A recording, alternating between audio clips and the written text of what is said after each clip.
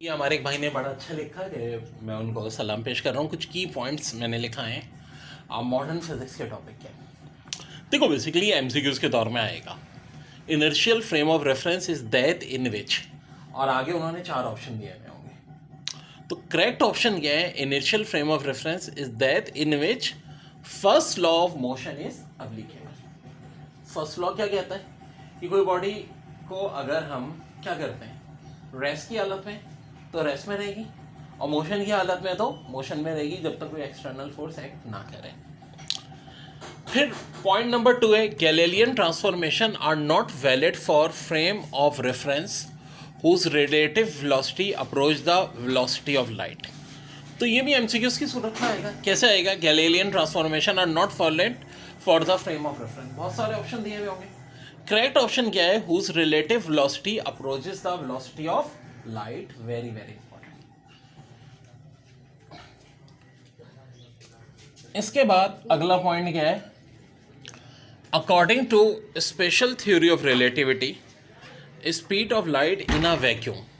देखो, यानी कि according to special theory of relativity speed of light in a vacuum is, तो option में दिया हुआ है same for all the observers in relative motion with respect to each other. और भी बहुत सारे ऑप्शन थे। तो करेक्ट ऑप्शन क्या है?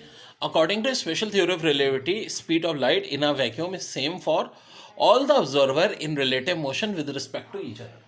वेलोसिटी ऑफ लाइट अभी तक हमें पता है कि कांस्टेंट है। अच्छा देखो, अभी तक जो एल्बर्ट आइंस्टाइन की थ्योरी के तहत सबसे तेज ऑब्जेक्ट दुनिया में यही है, लेकिन एज अ मुस्लिम मेरी थिंकिंग ये है कि भाई इससे भी आगे का, और अब ये प्रूव भी होने लगी है कि यूनिवर्स की जो एज है multiply by velocity of light, इतनी फैली हुई है हमारी यूनिवर्स, जो एक्चुअल यूनिवर्स है। ऑब्जर्व यूनिवर्स इतनी है जितनी वेलोसिटी ऑफ लाइट की स्पीड से अब तक लाइट ट्रेवल हुई है। तो जाहिर सी बात है, देखो यूनिवर्स के आगे मल्टी यूनिवर्स, ओम यूनिवर्स, अल्लाह ताला की कुदरत तो ऐसी है।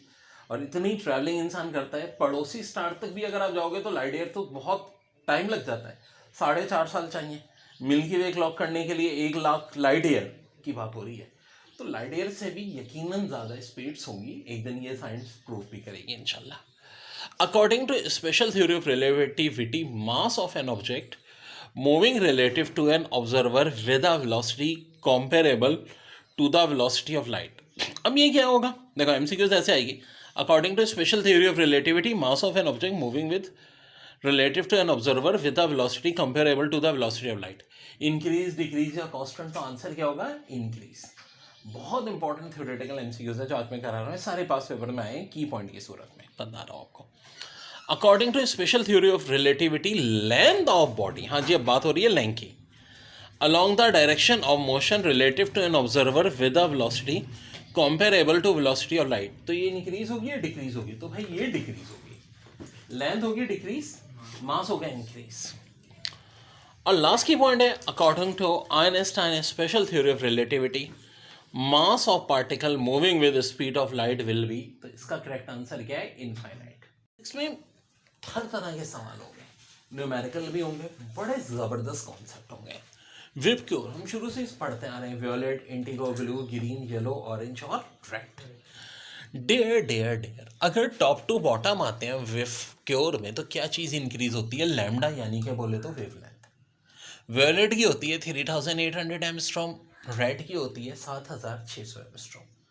लेकिन टॉप टू बॉटम आते हुए वेवलेंथ तो इंक्रीज होती है, लेकिन 3 चीज़ें जो डिक्रीज होती हैं, फ्रीक्वेंसी, एनर्जी और मोमेंटम। तो तीनों चीज़ें इंक्रीज कब होंगी?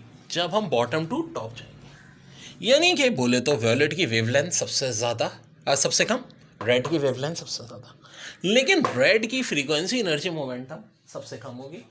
और इन सातों में एनर्जी, फ्रीक्वेंसी, मोमेंटम सबसे ज़्यादा किसकी होगी? वॉयलेट की। अब एग्जाम में ऐसे सवाल देंगे, कोई भी नाम दे देंगे, जैसे कि इंडिगो, ब्लू, ग्रीन, ऑरेंज, कि इनमें वेवलेंथ किसकी ज़्यादा है? तो आपको चार्ट याद होना चाहिए।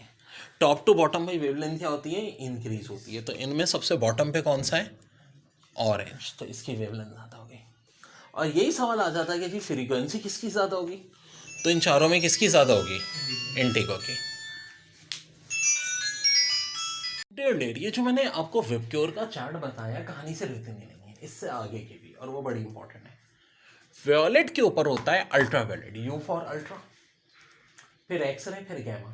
तो देखो UXR उजर करके याद रख सकते हैं, बहानेबाजी को कहते हैं, ठीक है, उजर। तो अल्ट्रावायलेट, एक्सरे, गैमा। क्या होगा जब हम टॉप पे जाएंगे तो क्या तीन चीज़ें बढ़ेंगी? फ्रीक्वेंसी, एनर्जी और मोमेंटम, और ऑफ कोर्स वेवलेंथ कम होती जाएगी। और गैमा से भी ऊपर होती है कॉस्मिक। तो जाहिर है कॉस्मिक की एनर्जी भी सबसे ज़्यादा होगी, फ्रीक्वेंसी में, मोमेंटम में। कॉस्मिक की फ्रीक्वेंसी पूछते हैं 10 की पावर 59 हर्ट्ज, बहुत बड़ी वैल्यू है, बहुत बड़ी वैल्यू है 10 की पावर 59 हर्ट्ज। और अगर हम नीचे की तरफ आए तो देखो infrared, micro, radio electric, red के नीचे, ठीक है, यानी वेबक्यूर के नीचे इंफ्रारेड, माइक्रो, रेडियो इलेक्ट्रिक। तो सबसे ज़्यादा इनमें वेवलेंथ किसकी होती है? इलेक्ट्रिक की। कितनी होती है? 4800 किलोमीटर।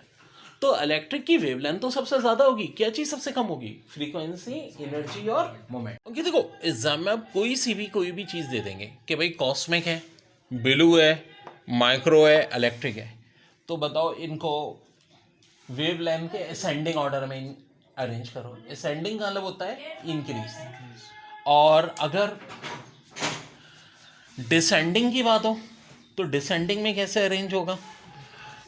डिसेंडिंग का मतलब होता है कि कम होना।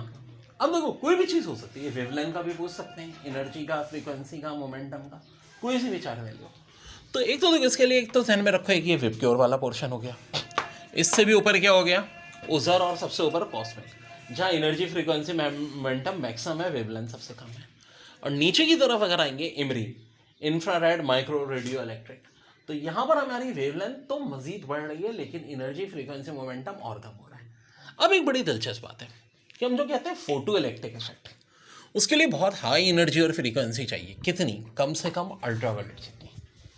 अल्ट्रावायलेट से नीचे वाले में कोई भी फोटो इलेक्ट्रिक इफेक्ट नहीं होगा। अगर आ जाए कौन कौन सी चीज़ें फोटो इलेक्ट्रिक इफेक्ट करती हैं, तो ना ये करेंगी ना ये करेगी। कौन करेगा? अल्ट्रावायलेट। और भी करेंगे, एक्सरे भी कर लेगा, गैमा भी और कॉस्मिक भी, क्योंकि इनकी तो एनर्जी और फ्रीक्वेंसी जाहिर है अल्ट्रावायलेट से भी ज़्यादा है। कम से कम कितनी एनर्जी, फ्रीक्वेंसी होनी चाहिए जितनी अल्ट्रावायलेट की है। लेकिन कहानी में एक ट्विस्ट है, कॉम्पटन इफेक्ट।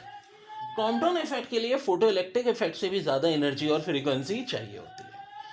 अलग से हम डिटेल में तो पढ़ते हैं फोटो इलेक्ट्रिक इफेक्ट और कॉम्पटन इफेक्ट को। तो मेरे भाई कॉम्पटन इफेक्ट कहाँ से स्टार्ट होता है? एक्सरे से। एक्सरे, गैमा और कॉस्मिक। फोटो इलेक्ट्रिक इफेक्ट आखिर होता क्या है?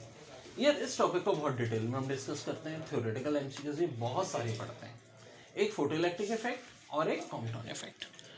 कहते हैं photo electric effect when photons of ultraviolet light, अभी मैंने जिक्र किया था, कम से कम कितनी हो? Ultraviolet light fall on certain metals, electrons are emitted, this electrons are called photoelectron। जब भाई वो इलेक्ट्रॉन्स निकलेंगे, उन इलेक्ट्रॉन्स को हम क्या कहेंगे? Photo electron. फिनोमेना कहलाएगा फोटो इलेक्ट्रिक इफेक्ट। और कम से कम ये अल्ट्रावायलेट रेस हो तो ज़रूरी है। Metals and some non metal give out some moving electron when illuminated with light of suitable frequency. अब देखो मेटल्स तो करते ही करते हैं, इसके अलावा कुछ नॉन मेटल्स भी हैं जो करते हैं। फिर है velocity of photo electron is increase by increasing frequency of incident light. Velocity photo electron की इंक्रीज हो जाती है जब हम क्या करते हैं? Frequency of incident light increase करें। फिर क्या है? Maximum kinetic energy with which photo electrons are emitted depends very strongly on frequency of incident light. Maximum kinetic energy with which photoelectrons are emitted depend very strongly on frequency of incident light। ये भी बड़ा important की point है, ठीक है। अब देखो ये एमसीक्यूज बहुत आती है, कैसे? Velocity of photo electron dash by increasing the frequency of incident light, increase या डिक्रीज? तो ऑफकोर्स इंक्रीज। या उल्टा भी आ जाएगा, velocity of photo electron increase by dash the frequency of incident light, increasing या डिक्रीजिंग? तो जवाब इंक्रीजिंग है। ये ऐसे एमसीक्यूज आते हैं, की पॉइंट्स को इसलिए बहुत इंपॉर्टेंट होते हैं। अब if intensity of incident light increase only the member of photo electron emitted is increase, the energy of photo electron is given by E equal to half mv² equal to h nu my ns h nu, where h nu is work function. अब work function क्या होता है? देखो, is the least amount of energy the photon should have to eject an electron, यानी कम से कम वो energy जो को फोटो इलेक्ट्रॉन्स को इजेक्ट करने के लिए चाहिए होती है। थ्रेशोल्ड फ्रीक्वेंसी क्या होगी? Is frequency of photon below which no photo electron is ejected. तो थ्रेशोल्ड के मीनिंग ही क्या होता है? एक मिनिमम रिक्वायरमेंट, यानी इससे कम फ्रीक्वेंसी होगी तो फोटो इलेक्ट्रॉन नहीं इजेक्ट होगा। फिर एक और बहुत इंपॉर्टेंट है, photo cell is the device which converts light energy directly into electrical energy. It is based on principle of photo electric effect. Relate एक न्यूमेरिकल बहुत बहुत आता है पेपर में। अब ये जैसे कि नस के टेस्ट में भी बहुत आया है, सेकेंड ईयर फिजिक्स में भी आया है। The threshold wavelength of photosensitive surface is 6000 angstrom and wavelength of incident light is 5000 angstrom. Then the maximum energy of photoelectron would be, देखो 1 मीटर बराबर होता है 10 एमस्ट्रॉम के। तो ये जो 6000 एमस्ट्रॉम है 6 है और कितने जीरो है 3, तो हो जाएगा 6 इंटू 10⁻⁷ मीटर। और ये जो 5000 है, हाँ जी, कितने जीरो है 3, तो ये होगा 5 इंटू 10⁻⁷। अब देखो फार्मूला एनर्जी का होता है HF माइनस HF0। अब ये F खुद बराबर होता है C अपॉन लैम्डा के, तो F0 बराबर हो जाएगा C अपॉन लैम्डा नॉट के। SC कॉमन आ रहा है, 1 upon lambda minus 1 upon lambda naught बचा। H के लिए ब्लैंक्स कांस्टेंट 6.63 इंटू 10⁻34। और जनाब यहाँ क्या हो जाएगा, वेलोसिटी ऑफ लाइट होती है 3 इंटू 10⁸। अब यहाँ देखो क्या है, एलसीएम कैसे लेते हैं और से देखो, बायो वाले खासतौर पे 10⁻⁷ वैसे ही आएगा। 5 और 6 का एलसीएम, 5 6 का कितना होता है 30। अब देखो उल्टा होता है, एलसीएम को पहले इससे डिवाइड करो, 30 को 5 से डिवाइड करो 6, फिर 30 को 6 से डिवाइड करो 5, 6 माइनस 5 1, तो यहाँ से तो 1 बचा। अब देखो ये -34 + 8 -26 हो गया। अब अंडरस्टूड सी बात है, ये एक ज़ीरो जो है ये पावर को कम कर देगा, -7 है तो -6 कर देगा, और -6 ऊपर जाके +6 होगी, तो ये हो जाएगा 6.63 इंटू 10⁻20। और ये दोनों 3 आपस में कट जाएंगे, इतना बचेगा। अगर आंसर जूल में पूछा है तो इट्स ओके, और यूजुअली जूल्स में नहीं पूछते, इलेक्ट्रॉन वोल्ट में पूछते हैं। इलेक्ट्रॉन वोल्ट में पूछा है तो 1.6 इंटू 10⁻90 से जब इसको डिवाइड करेंगे तो ये बन जाएगा 0.41 इलेक्ट्रॉन वोल्ट।